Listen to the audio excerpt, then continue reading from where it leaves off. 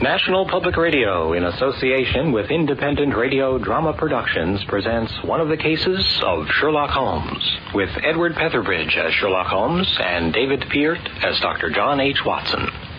This is the final episode of A Study in Scarlet. The story is told by Dr. John H. Watson, who was wounded in the Second Afghan War and released from the Army. Once in London, Watson seeks a companion to share his lodging costs and is introduced to Mr. Sherlock Holmes.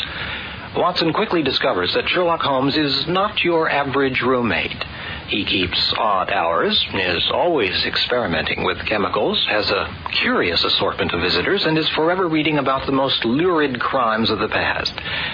Watson finally corners his companion and asks him what exactly it is that he does for a living. Holmes answers that he is the world's first consulting detective, using his specialized knowledge of science and criminals, along with amazing abilities for observation and deduction.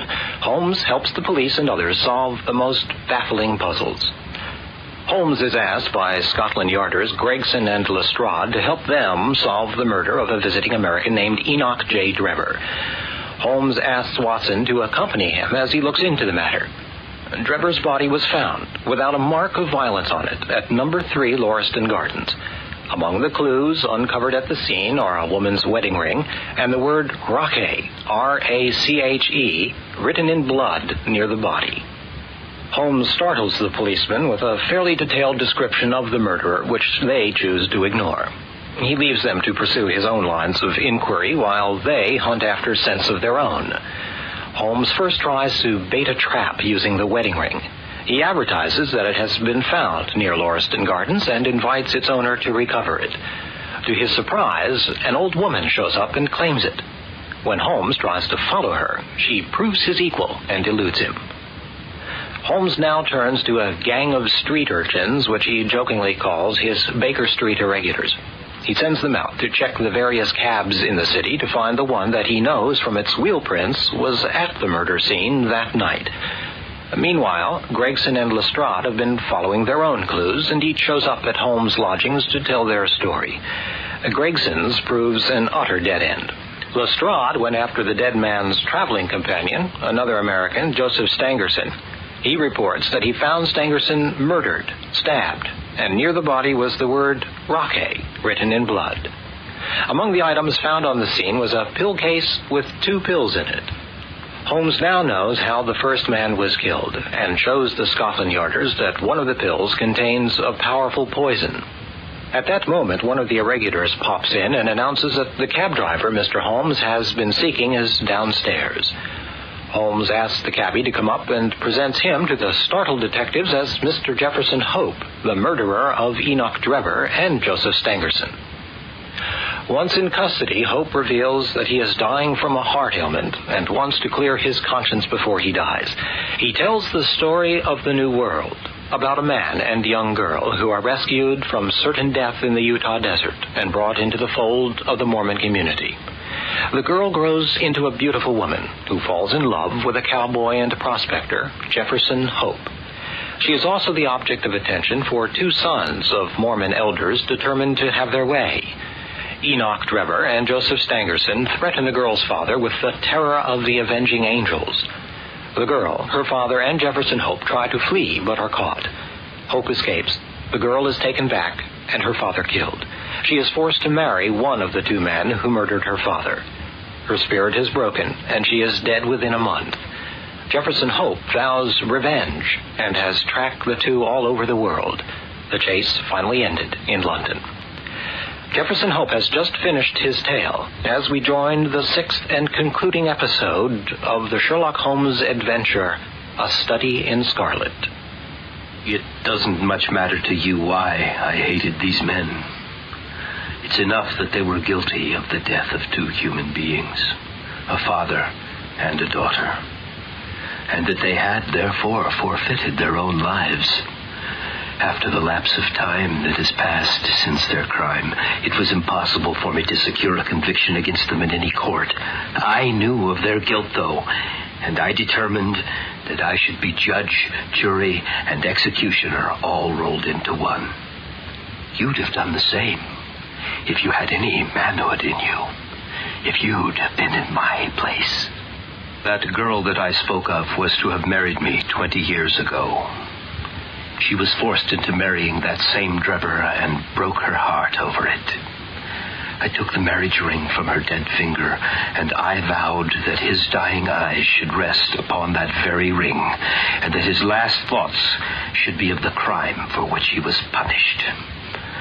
I have carried it about with me, and I have followed him and his accomplice over 2 continents until I caught them. They thought to tire me out, but they could not do it. If I die tomorrow, as is likely enough, I die knowing that my work in this world is done and well done. They have perished, and by my hand. There is nothing left for me to hope for or to desire.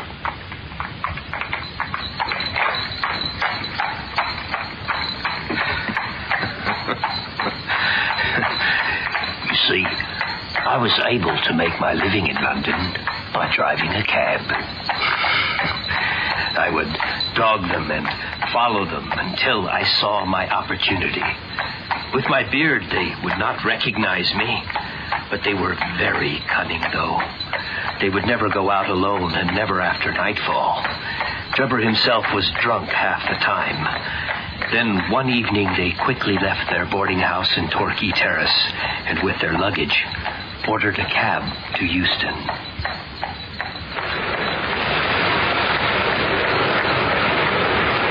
Is this the Liverpool train? Just gone, sir. Oh, Christ, I told you we should have left earlier. When is the next one? Won't be another for some hours, sir. Oh, it's ridiculous. Don't fret, so I have a little business of my own to deal with. Perhaps you could wait a while. I shall not be very long. You can't do that. You promised that we would stick together. I'll come with you. It's not worth the risk. No, you don't understand. This is a delicate matter. I must go alone. For God's sakes, Trevor, you've never been able to keep your hands off women. She might be poor, but she won't give you the time of day. Then you say, just remember, you're nothing but my paid servant. Don't you ever presume to tell me what to do with my life. Go if you must, but let's not forget there's a hunter on our tail. If you miss the next train, let's arrange to meet at Halliday's private hotel. The next train to Liverpool leaves at 11. I'll be back on this platform.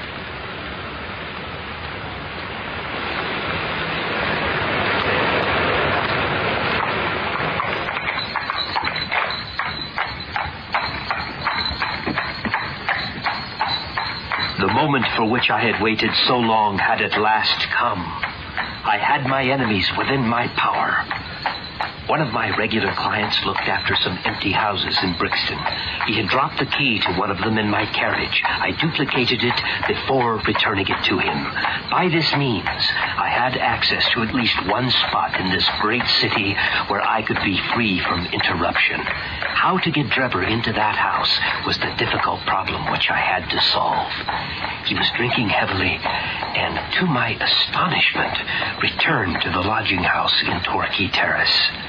I waited outside for 15 minutes.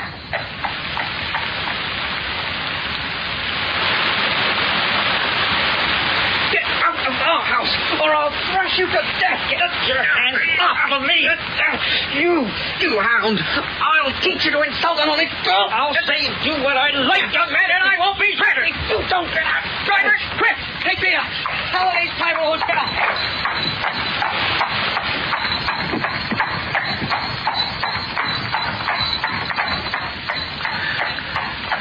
When I had him fairly inside my cab, my heart jumped so high with joy I feared that my aneurysm might burst. I drove along slowly, weighing in my own mind what was best to do. I might take him right out into the country and there in some deserted lane have my last interview with him. But suddenly he solved the problem for me.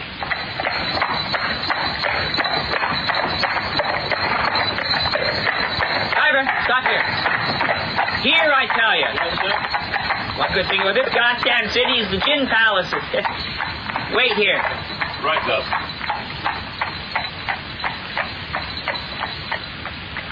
And there I waited until closing time. When he came out, he was so far gone, I knew the game was in my own hands.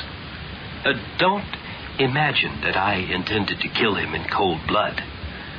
Years ago, I had worked as a janitor in the laboratory of New York College, and I had been lucky enough to obtain a deadly South American arrow poison. Poison so powerful that the least grain meant instant death. I worked this poison into small, soluble pills, and each pill I put into a box with a similar pill made without poison. I determined at the time that when I had my chance, each gentleman should draw a pill out of the box, and that I would eat the pill that remained. If any of you have ever pined for a thing and longed for it during 20 long years and suddenly found it within your reach, you would understand my feelings. I lit a cigar and puffed at it to steady my nerves, but my hands were trembling and my temples throbbing with excitement. As I drove, I could see old John Ferrier looking at me, just as plain as I see you all in this room. All the way there, they were ahead of me, one on each side of the horse, until I pulled up at the house in Brixton Road. When I looked in at the window, I found Drebber all huddled together in a drunken sleep. It's time to get out, sir. All right, cabby, I'm coming. All right, now, mind the step there, sir. It's a nice ship. Now. That's all right, sir. All right. Careful now. Mind your step. Oh.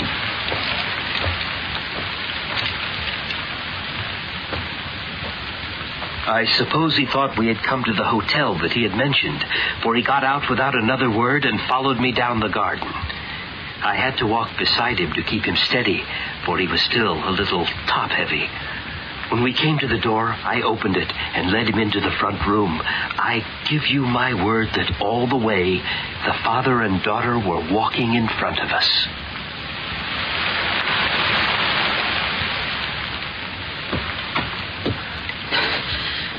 It's infernally dark. We'll soon have light. I'll start this candle. Now, Enoch Drebber, who am I? No! You dog! I've hunted you all the way from Salt Lake City to St. Petersburg, and you've always escaped me. Now, at last, your wanderings have come to an end, for either you or I shall never see tomorrow's sunrise. I could see on his face that he thought that I was mad. So I was for the time. The pulses in my temples beat like sledgehammers, and I believe I would have had a fit of some sort if the blood had not gushed from my nose. Oh, it can't be you. It's impossible. Stangerson! What do you think of Lucy Ferrier now?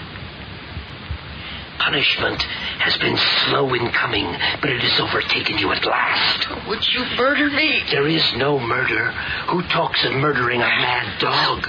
What mercy had you upon my poor darling? Would you drag her from her slaughtered father and bore her away to your accursed and shameless harem? It wasn't I who killed her father. It was you who broke her innocent heart. Let the high God judge between us. Choose and eat. There is death in one and life in the other. I shall take what you leave. Let us see if there is justice upon the earth or if we are ruled by chance. Oh, no, I beg you, brother. I have not murdered a living creature. You must understand the power of the avenging angels. I had no choice. Mercy, please. I knew you were cowards, and without the power of others you would never dare to risk your lives in any cause. But as sure as you feel the blade of this knife against your throat, you shall swallow one of those pills. He eventually obeyed me, and I swallowed the other. And we stood facing one another in silence for a minute or more, waiting to see which was to live and which was to die. Shall I ever forget the look which came over his face when the first warning pangs told him that poison was in his system? I laughed as I saw it, and I held Lucy's marriage ring in front of his very eyes. The blood had been streaming from my nose, but I had taken no notice of it. I don't know what it was that put it into my head to write upon the wall with it. Perhaps it was some mischievous idea of setting the police upon the wrong track, for I felt light-hearted and cheerful. I remembered a German being found in New York with the word Rache written up above him, and it was argued at the time in the newspapers that the secret societies must have done it. I guessed that what puzzled the New Yorkers would puzzle the Londoners. So I dipped my finger in my own blood and printed it on a convenient place on the wall. Having driven some distance from that house in Brixton, I put my hand into the pocket in which I usually kept Lucy's ring and found it was not there. I was thunderstruck. It was the only memento I had of her. I realized that I must have dropped it when stooping over Drebber's body. I was ready to dare anything rather than lose that ring. Back at the house, I walked straight into the arms of a police officer and only managed to disarm his suspicions by pretending to be hopelessly drunk. Stangerson was staying at Halliday's private hotel, and he was more cunning. I hung about all day, but he never came out. I fancied that he suspected something when Drebber failed to put in an appearance, but I soon found out which was the window of his bedroom, and early next morning I took one of the ladders which were lying in the lane behind the hotel. What the hell? Joseph Stangerson, the hour has come when you are to answer for the life you took so mercilessly 20 years ago. Brother Drebber is dead. How can any man be so twisted by vengeance? We're talking about events 20 years old. Not for me, Stangerson. The innocent faces of that beautiful young woman and her good father are as fresh to me as the look of terror on Drebber's face that I left in Brixton only a matter of hours ago. We all have to learn to forgive. I will tell you how dear Brother Drebber died. Here. 2 pills. One will kill in seconds. We drew and left it to God's mercy. And that's the forgiveness I'm going to give you, Stangerson. One will live, the other will die. A chance old John Ferrier never had. You're mad. I'll kill you with my own 2 bare hands. Murderer!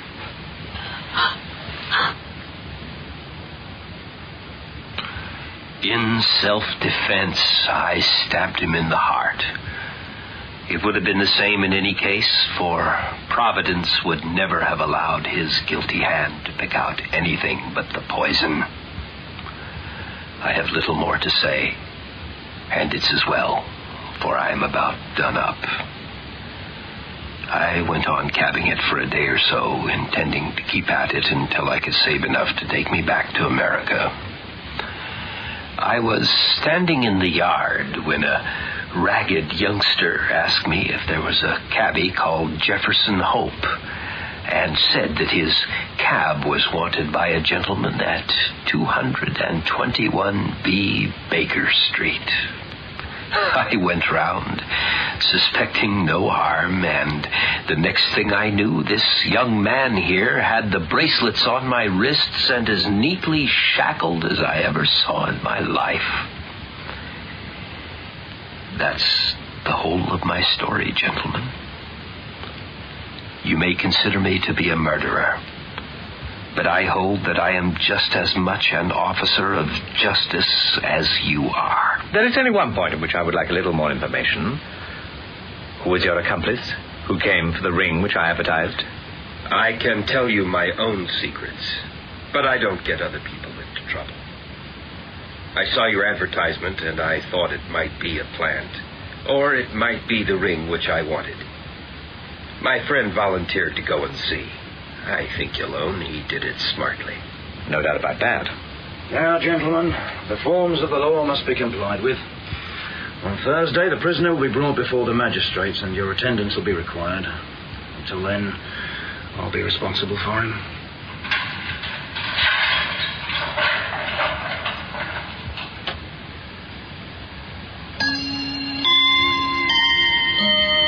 My dear Holmes, I've just returned from the police court. I was called about 2 hours ago. Mr. Jefferson Hope was found this morning stretched upon the floor with a placid smile on his face. The aneurysm burst last night. I can assure you from the expression I saw, I think in his dying moments he was able to look back upon a useful life and on work well done. Gregson and Lestrade will be wild about his death. Where will their grand advertisement be now? I don't see that they had very much to do with his capture. What you do in this world is a matter of no consequence. The question is, what can you make people believe that you have done? Never mind. I would not have missed the investigation for anything. There has been no better case within my recollection. Simple as it was, there were several most instructive points about it. Simple? Well, really, it can hardly be described as otherwise. The proof of its intrinsic simplicity is that without any help save a very few ordinary deductions, I was able to lay my hands upon the criminal within 3 days. That's true. In solving a problem like this, the grand thing is to be able to reason backwards. Let me endeavor to show you the different steps of my reasoning. To begin at the beginning, I examined the footway. I saw clearly the marks of a cab, and not a private carriage, by the narrow gauge of its wheels. In the clay soil, I saw the heavy footmarks of the constable, but I also saw the track of the 2 men who had first passed through the garden. One was remarkable for his height because of the length of his stride, and the other was fashionably dressed because of the small and elegant impression left by his boots. In the house, the body of the well-booted man lay before me. By inference, the tall one, then, had done the murder, if murder there was. There was no wound upon the dead man's person, but the agitated expression upon his face assured me that he had foreseen his fate before it came upon him. Men who die from heart disease or any other sudden natural cause never by any chance exhibit agitation upon their faces. Having sniffed the dead man's lips, I detected a slightly sour smell and came to the conclusion that poison had been forced upon him. The forcible administration of poison is by no means a new thing in the criminal annals. The cases of Dalsky in Odessa and of Leturrier in Montpellier will occur to any experienced toxicologist. And now the great question, the reason why. It was not robbery. Nothing had been taken. Was it politics, or was it a woman? Political assassins are only too glad to do their work and fly. This murder had been done most deliberately, and the perpetrator had left his tracks all over the room. It must have been a private affair, and not a political one which called for such a methodical revenge. That blood-red writing upon the wall, far too evident, as a blind. Finding the ring settled the question. Clearly the murderer had used it to remind the victim of some dead or absent woman.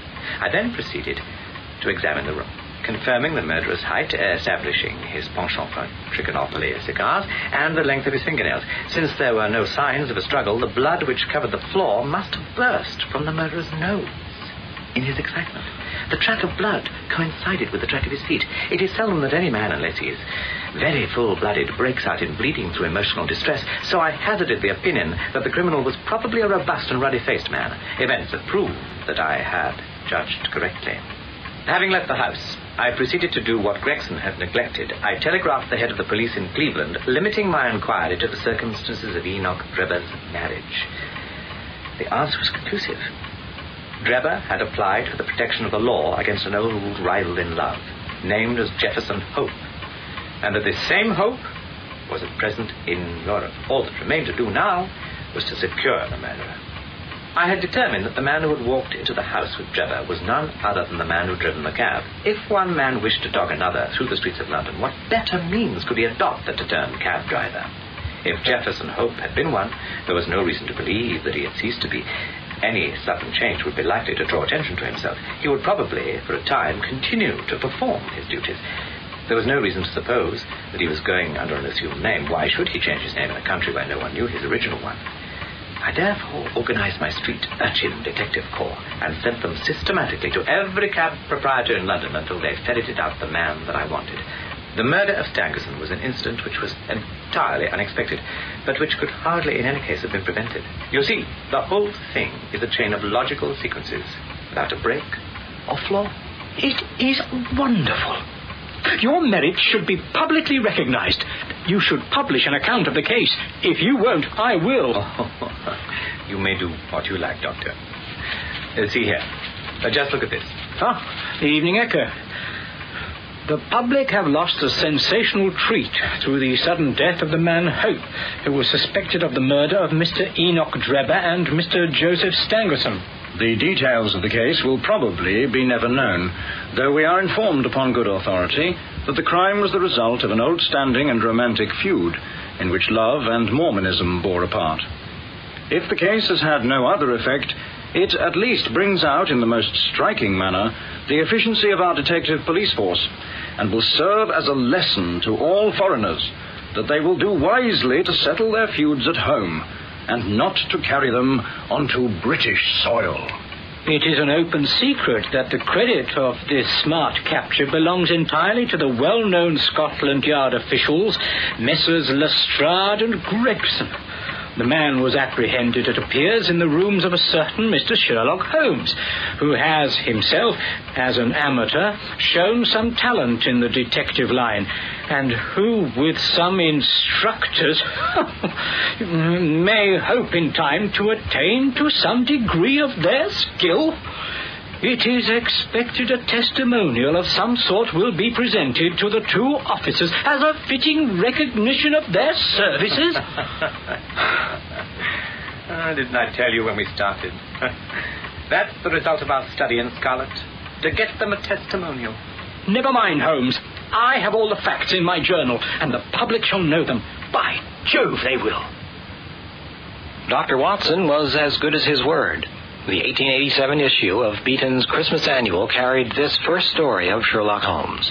The author was one Arthur Conan Doyle, but the story was subtitled, being a reprint from the reminiscences of John H. Watson, M.D., late of the Army Medical Department. And the rest, as they say, was history. Edward Petherbridge was Sherlock Holmes, with David Peart as Dr. John H. Watson. Vincent Marzello was Jefferson Hope.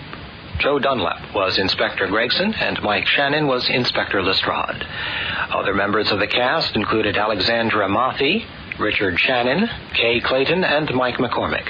The story was adapted for radio by Tim Crook, with violin music performed by Robert Gibbs and Michiku Ueno. I'm Steve Zakar. Support for this program is provided by National Public Radio member stations and the NPR Arts and Performance Fund. Contributors include the Chrysler Corporation Fund and the Bell Atlantic Charitable Foundation. Sherlock Holmes will be back in A Scandal in Bohemia. This is NPR, National Public Radio.